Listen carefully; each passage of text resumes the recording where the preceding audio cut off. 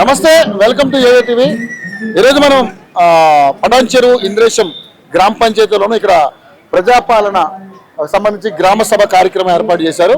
ఇక్కడ మరి గ్రామ సభలో చాలా మంది వాళ్ళ యొక్క అభ్యర్థులను తెలుపుకోవడానికి ఇక్కడ అప్లికేషన్ పట్టుకుని రావడం జరుగుతుంది. రేషన్ కార్డు విషయంలో కావచ్చు, మహిళలకు ఇస్తారన్నటువంటి 2500 విషయంలో కావచ్చు, అదేవిధంగా ఇందిరమ్మ ఇళ్ల విషయంలో కావచ్చు, ఆ తర్వాత రైతులకి ఇస్తారన్న 12,000 రూపాయలు కావచ్చు, ఇలాంటి కొన్ని మొత్తం ఉన్నటువంటి 6 గ్యారెంటీలకు సంబంధించి అనేక రకాల హామీల విషయంలో అసలు ఏం జరుగుతుంది ఏంటనేది చాలా మంది ఇక్కడ అభ్యర్థులు రావడం జరుగుతుంది. వాళ్ళ అభ్యర్థులను కూడా లోన స్వీకరిస్తున్నటువంటి పరిస్థితి మనం చూస్తాను.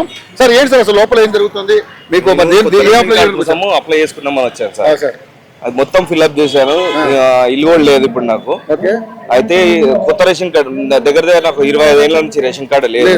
ఇప్పుడు పాత రేషన్ కార్డు తీసుకొస్తేనే కొత్త రేషన్ కార్డు ఇస్తారంట. రేషన్ కార్డు లేదనే పెట్టుకుంటుంటే ఇప్పుడు రేషన్ కార్డు ఎడికెళ్ళి తేవాలి నేను. అది ఉంటేనే వాళ్ళు తీసుకుంటారంట, అదేంటి కొత్త రేషన్ కార్డులకి న్యూ అప్లికేషన్ అంటే పంచాయతీ ఎలక్షన్లు వస్తున్నాయి కదా సార్, ఇది కూడా ఒక గేమ్ అనమాట. ఇది ఒక గేమ్. పంచాయతీ ఎలక్షన్ల కోసం ఇవన్నీ రుద్ది ఇప్పుడు జనాలకు ఇక మళ్ళా రేషన్ కార్డులు వస్తాయి, ఇందిరమ్మ ఇల్లు వస్తాయి అని చెప్పేసి మళ్ళీ ఇప్పుడు ఓట్లు దండుకోవాలి కదా. దాని గురించి ఇది ఒక ప్రోగ్రామ్ పెట్టి గ్యాదర్ చేసుకుంటారు.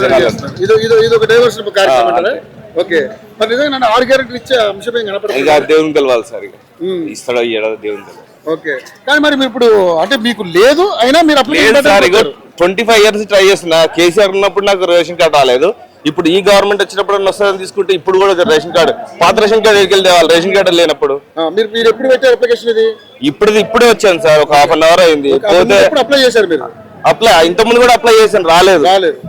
కేసీఆర్ గవర్నమెంట్ అప్లై ఉన్నప్పుడు అప్లై చేశాను, అప్పుడు రాలేదు. ఈ ప్రభుత్వం ఏర్పడ్డ తర్వాత కొన్ని అప్లికేషన్ పెట్టుకుని అప్పుడు పెట్టారా? మరి పెట్టాను సార్, అన్ని పెడుతూనే ఉన్నామా, అన్ని అయితేనే ఉన్నా.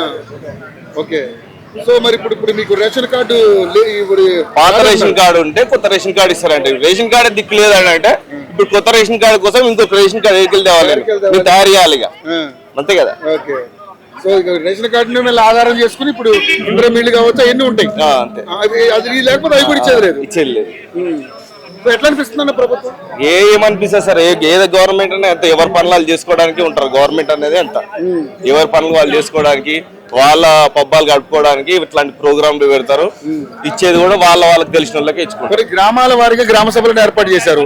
గ్రామాలకు వచ్చినా కూడా న్యాయం జరిగే పరిస్థితి లేదా? అది చేసి అయిన వాళ్ళకి అవుతున్నాయి సార్, కాని వాళ్ళకి అయితలేదు.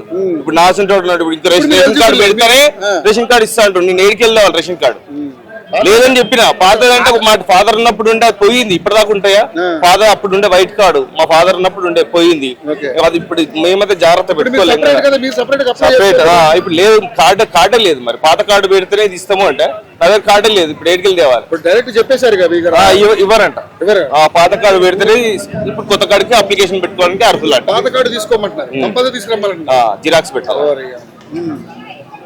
25 ఏళ్ళు 30 ఏళ్ళ ముందు పేపర్లు తెమ్మంటే ఎడికెళ్ళి తెస్తాం సార్, కష్టం కదా. So okay, right.